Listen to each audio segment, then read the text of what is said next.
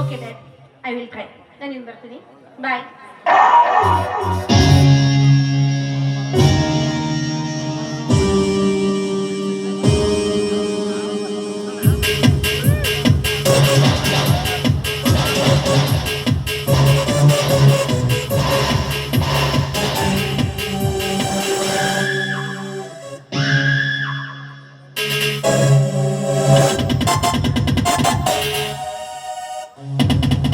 ಶಿವಪ್ರಸಾದ್, ಏ ಕುಡುಕ ಶಿವಪ್ರಸಾದ್, ಈ ಭೂಮಿಯ ಮೇಲೆ ನಾನು ಬದುಕಿರುವವರೆಗೂ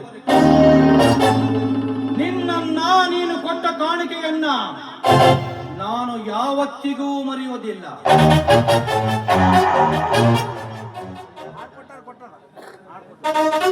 ಸಾವಿರಾರು ಜನ ಪ್ರಯಾಣಿಕರಿಂದ ತುಂಬು ತುಳುಕಿದ್ದ ಬಸ್ ನಿಲ್ದಾಣದಲ್ಲಿ ಯಥಕ್ಷಿತ ಅಮಾರನಿಂದ ಒಡಿಸಿ ನಿನ್ನ ಸೇಡು ತೀರಿಸಿಕೊಂಡೆ.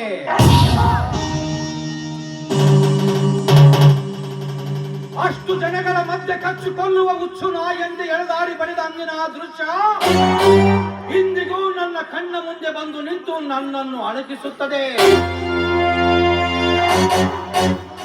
ನನ್ನ ನೆನಪಿನ ಆಳದಲ್ಲಿ ಆ ಕೆಟ್ಟ ಚಿತ್ರ ಸುಳಿದಾಗಲೆಲ್ಲ ಸಾವಿರ ಚೇಳುಗಳು ಕುಟುಕಿದಷ್ಟು ಸಂಕಟವಾಗುತ್ತದೆ.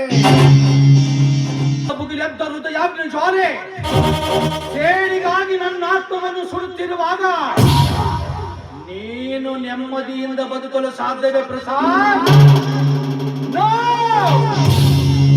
ನೀನು ಬದುಕಬಾರದು, ನೀನು ಸಾಯಲೇಬೇಕು. ನೀನು ಸಾಯಲೇಬೇಕು.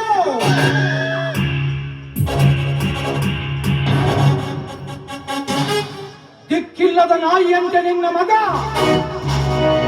ನನ್ನ ಮಗಳ ಬೂಟು ನೆಕ್ಕುತ್ತಾ ನನ್ನ ಮನೆಯಲ್ಲಿ ಬಿದ್ದಿರಬೇಕು. ಅಂದಾಗಲೇ ಈ ಜಮೀನ್ದಾರ ಜಯರಾಜನಿಗೆ ಮನಃಶಾಂತಿ.